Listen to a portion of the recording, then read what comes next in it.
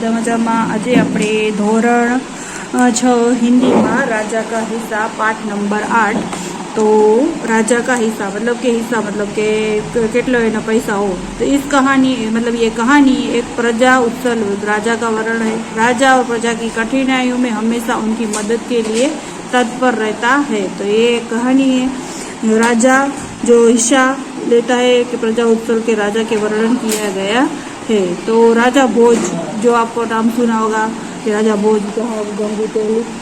तो राजा भोज बड़े प्रजा वत्सल है मतलब प्रजा को प्रेम करने वाले थे। वे स्वयं राज्य में घूम घूम कर प्रजा की कठिनाइयों को देखा करते थे और उन्हें यथासंभव दूर किया करते थे। मतलब उसमें हो तो उसे समस्या जो हो मतलब राजा आपने देखा होगा सीरियल में कई फिल्म के भेष बदल कर जाते और देखते कि प्रजाओं की क्या समस्या है, उससे क्या कठिनाई है, तो वो देखते थे और उसकी क्या समस्या है वो उसे दूर करते थे। एक दिन राजा अपनी रानियों के साथ रथ पर सवार होकर राज्य का भ्रमण मतलब राज्य में घूमने निकले। वह राजधानी से बहुत दूर निकल गए मतलब अब के जो राज्य था उससे भी बहुत आगे निकल गए। उन्होंने देखा कि एक खेत में एक किसान हल जोत रहा मतलब वो हल से खेतों में अपना काम कर रहा है। जो खेतों होते हैं हरियाली उसमें हल जोत रहा था। मगर उनके हल में एक ही बैल था। मतलब हल में दो बैल होते हैं खेती करने का आपने देखा तो उसमें जब आप चित्र में देख सकते हो तो एक ही बैल था। दूसरे बैल के स्थान पर उनकी स्त्री मतलब हल चला मतलब उनकी पत्नी होगी या कोई भी होगी बैठ तो स्त्री उसकी हल चला रही थी।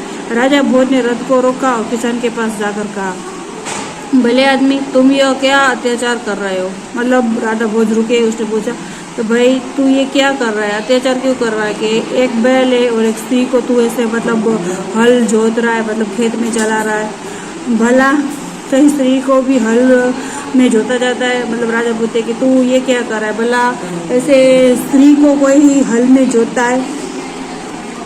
मेरा एक बैल तो सो गया है, दूसरा बैल खरीदने के लिए मेरा पास धन है। मतलब वो कह रहा है कि किसान के मेरे पास एक बैल था वो मर गया पर दूसरे बैल खरीदने के लिए मेरे पास पैसे नहीं है, धन नहीं। अगर खेत न जोतूं तो मैं खाऊंगा क्या, कहकर किसान पुनः अपने कार्य में लगे। इसलिए मैं खेत में काम नहीं करूंगा, खेत नहीं जोतूंगा, बुनाई मतलब खेत में बुनाई नहीं करूंगा तो मैं खाऊंगा। यह कहकर किसान पुनः अपने कार्य में मतलब वापस से अपने जो कार्य कर रहा था खेत जोतने का वो करने लगे।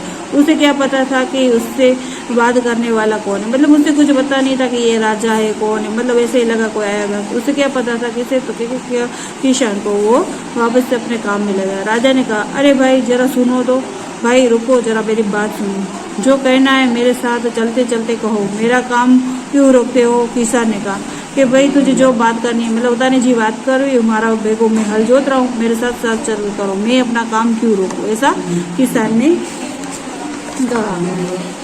राजा भोज उसके साथ साथ चलने लगे मतलब जो खेत जोत रहा था उसके साथ साथ अपने काम के प्रति किसान की लगन देखकर राजा भोज बहुत ही प्रभावित हुए। वो बोले, भले आदमी इस प्रकार तो तुम्हारी पत्नी थक जाएगी और थकावट की वजह से कोई दूसरा कार्य भी नहीं कर सकेगी। मतलब कि ऐसे तो उससे कार्य करा रहा है मतलब हल जोता रहा है तो वो ये करने से बहुत थक जाएगी, फिर थकने के कारण वो दूसरा कोई भी कार्य नहीं कर सकता। किसान बोला, तो फिर तुम ही बताओ मैं क्या करूं, कि अब आप ही बताओ कि मैं क्या करूं। राजा ने कहा, तुम मेरे साथ चलो, मैं अपना एक बैल तुम्हें दे देता हूँ। राजा ने कहा मतलब राजा कहे तो तुम्हारा बैल को हालूं तो ने एक बैल ले लेके बड़ा दे दो, मगर इतनी देर मुझे काम रोकना पड़ेगा, तुम्हें बैल ला दो। किशन ने बोला, मतलब मैं तुम्हारे साथ चलूंगा, उधर आऊंगा, तुम बैल दोगे तो इतनी देर मेरा क्या कार्य रुक जाएगा, ऐसा किशन ने बोला। अच्छा ऐसा करो, तुम अपनी पत्नी को रथ के पास भेज दो, वही मेरी पत्नी से बैल ले आएगी। मतलब बोले कि तुम ऐसे करो, अपनी पत्नी को भेज दो, वो मेरी पत्नी के पास जाके बैल मतलब बड़द ले आएगी, तब तक मैं तुम्हारे हल में जोतूंगा। राजा ने कहा, तब तक तुम्हारी पत्नी की जगह मैं तुम्हारे हल में जोतूंगा मतलब कार्य करने लग जाऊँ। किसान ने इस बात पर राजी हो गया। किसान इस बात पर राजी हो गया कि ठीक है, ये बोल रहे हैं कि मैं आपकी पत्नी की जगह बैल जोतने काम हो जाएगा तो मेरा काम भी नहीं रुकेगा और बैल भी आ जाएगा। तो राजा भोज ने हल में जुट गए और किसान की पत्नी रथ के पास चली गई। उसने रानी को सारी बात बता दी। मतलब जो रानियाँ उसके साथ तो नगर देखने आए थे तो उसकी रानी के साथ थी। तो किसान की पत्नी रानी के पास चले गए। रानी ने पूरी बात सुनकर कहा, तुम्हारा बैल तो कमजोर होगा, वह हमारे बैलों के साथ नहीं दे सकता। मतलब वो तुम्हारा बैल होगा वो कमजोर होगा, हमारा बैल बहुत ही अच्छा है, मतलब मजबूत है, खाने पीने तो हम साथ नहीं दे पाएगा। इसीलिए तुम दोनों ही बैल ले जाओ, इसलिए कि तुम ये दोनों बैल है वो ले जाओ। किसान की पत्नी दोनों बैल लेकर खेत पर पहुंची। किसान बहुत प्रसन्न हुआ। राजा भोज ने कहा, अगर कभी कोई दिक्कत हो तो मेरे पास आना। कहकर राजा भोज ने उसे अपना परिचय दिया तो किसान बहुत शर्मिंदा हुआ। मतलब उसे बताया कि मैं यहाँ का राजा हूँ, जो रहता हूँ। तो उसने अपना परिचय दिया। तो तब वो किसान को बहुत शर्मिंदगी हुई, देखो मैंने ऐसे बड़े राजा के पास हल जुतवाया, उससे काम करवाया, मेरे पास टाइम नहीं है, ऐसा मैंने बोल दिया। उसने राजा से बार बार क्षमा मांगी कि मुझे माफ़ कर दीजिए, माफ़ कर दीजिए, मुझे पता नहीं था कि आप राजा हो, ऐसे तो बहुत बार क्षमा मांगी। राजा प्रसन्न होकर वापस चल दिए।